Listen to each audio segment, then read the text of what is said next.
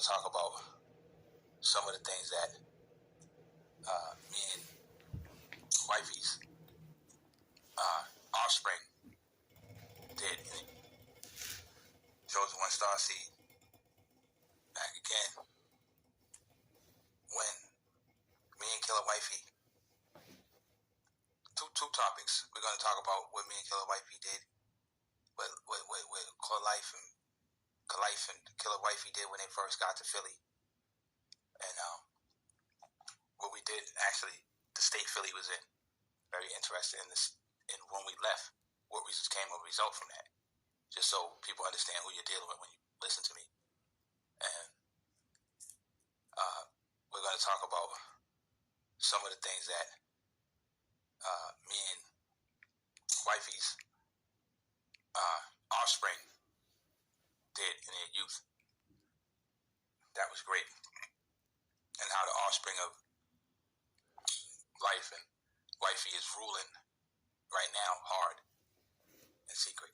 God come in secret, remember that. And so when me and wifey got to Philly, first wifey, Killer Wifey went to Philly. Let's start from Boston. I mean, Killer Wifey had just made some of the greatest uniforms, made me a great uniform for a stage, and sold my name in it, and sold Fist Family in it. Fist Pro, actually. We had changed the name to Fist Family to Fist Pro. And, we had Quiddy City behind us, Ab Killers, and Won't Talk ENT, which is my label, and Young Kings Records. If you look on the logo, when I sent you the taxi form, and I had asked Tamika I asked Wifey to shop that for me. That was when I was telling you that everyone up here wouldn't help me do it, and I couldn't do it myself for certain reasons. So I had asked y'all to do it, and I gave y'all the disc. I gave you the demo, which then let you send one song at a time, and I gave you several demos, and you got my old stuff, which if you listen to my old music, is phenomenal. It's way better than anything out right now, as far as bars and as far as putting music together, period. So I mean, I got some new records I'm gonna put out early, just to set the stage again. But when me and Killer got there, the name I gave Mom Dukes was Killer Wifey, because I mean we was doing everything, you know what I'm saying? And back then, I mean, it was crazy. I mean, she was with me when I would do a lot of stuff. I mean, we got in the beefs together. She see me get in the beefs, and then I had to drive her home and drop her off, and she see me pull out the Mac and go back and try to get at the niggas who said something to me and her when we was in the store. And I mean, I can't tell you how many means that she seen the ski mask, she seen all of that. I brought Jules home and split cake with her and all that. So we bagged up together all the time, and so I was like moving pounds at that time, and that was when weed was a big thing back in Boston and Philly, and crack wasn't the drug. Everybody had left that alone, and then when the 80s was over, in the 90s it was weed era. Okay, so it's backwards now. They talk about, I got a song coming out called Oil Bands, and Oil Bands is one of my clicks that my cousin Young Snee founded, and it's it got a lot of new school stuff in it. But when me and wifey got to Philly, there was no R&B and no rappers really out of Philly that was really doing anything except Flowetry. And like Erykah Badu and that kid Black Thought, that was the only people that were really, a couple other cats from Philly.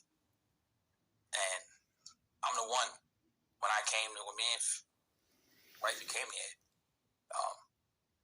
Ja Rule's record was big. All his Love records, he was big. When we was driving out, when we was going out there, when we was out there, that was what we was listening to. That was big at that time. That was 2001, 2000, 2001, yeah. And that's when 50 Cent was just coming out for the first time with his stuff. And when we came, there was no Beanie Siegel, there was no Cassidy. Cassidy wasn't even thought of at that time. There was not known anyway. Well, on record, I mean, probably maybe had something out, but none of those rappers that we founded all that. We founded Freeway, Beanie Siegel. We started all that. Cassidy. I was the one who put all of them. When I came in. There was the New York dudes was coming down there, getting in the beefs with the Philly dudes, and robbing them and taking their stuff. And a lot of the Philly dudes would tell me that the New York dudes was coming down there bothering them, and I took care of that issue. Okay, and I changed things around, and then I caused Rockefeller to be down with Freeway and Beanie. I caused that to come together, and then New York and Philly united because of me. And when I was down there, the mob was running Philly. And, if a car was left abandoned, the police wouldn't care, just sit there. The mayor wasn't doing anything. I mean, you would see 12-year-olds outside, weed for sale, with their moms, hustling together. You could do what you want. The police didn't mess with you. That's what I love about Philly. It was free. Everybody wearing a lot of different colors. Me and wifey go downtown. Everybody got on these cross-colored colors and yellow boots and, cross-colored. It was real artistic and very prolific style down there, black culture. And everything was black ran and black owned, steak and cheese everywhere. And, of course, we was eating those up. I didn't like the grocery store food. Was nasty compared to Massachusetts food. And the water was nasty to me. I wasn't used to it, but I got used to it. And I loved Philly, but when we came there, they would see me and they would think I was rich just because of the clothes I had on. Because Philly was a very poor state at that time. So when they see my Timbs and my clothes, they thought I was a baller and all that. And they was very, lowly. I changed that a lot in the past years.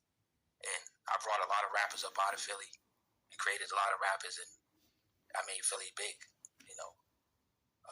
Freeway's Click, Young Gunners and all that. That's all me. I made all that happen. I'm the one who put Swiss Beats with Cassidy and all of that. I was one of the people who noticed Cassidy when he did it Fresh to Death, and he was underrated. And I felt like me and him had a lot of common, and I felt like everybody was hating on him. So I dreamed big for him, and finally it took a lot of years, but he finally is surfacing in his own way. Okay, so I don't hate on nobody. I ain't jealous of nobody. I support everybody. I just don't like when the demon gets in people and be making them act hidey. So when we came there, there was nobody doing nothing. We the ones who brought Jill Scott out. Our love, we made Jill Scott, me and her together, because she wasn't out. But after we stayed there a couple months, 9 months, that's when Jill Scott came out. When she did Walk in the Park and all that. Her first album came out 9 months after me and wifey was there. And Joy got a lot to do with a lot of miracles too. She did a lot of miracles. Joy got a lot of clothing in her name. A lot of things that she made, that the universe made through her. So it's ruling hard in secret. And sometimes you got to pat yourself on the back. Joy would always stay up with us late night, 12, 1 in the morning, watching. We would always rent movies. That was our thing. That was when VHS was out. No disc. There was no DVD. It was VHS. So that's how long ago it was. And we would rent movies, and DVDs was just starting to come out. I think we eventually got one, but we had VHS at first. When I got down there, she went down there first. Then I came down there later, a couple months later. And, I had, got into it with her pops, and he wanted me to marry her. And he threatened to get the shotgun and all this stuff. And, I didn't understand. I told we're going to talk about some of the things that me and wifey's offspring did in Chosen One Star Seed. Back again, when me and Killer Wifey, two topics. We're going to talk about what me and Killer Wifey did, what Kalife and Killer Wifey did when they first got to Philly, and what we did actually, the state Philly was in. Very interested in this. And when we left, what came a result from that. Just so people understand who you're dealing with when you listen to me. And we're going to talk about some of the things that me and wifey's offspring did in their youth. That was great.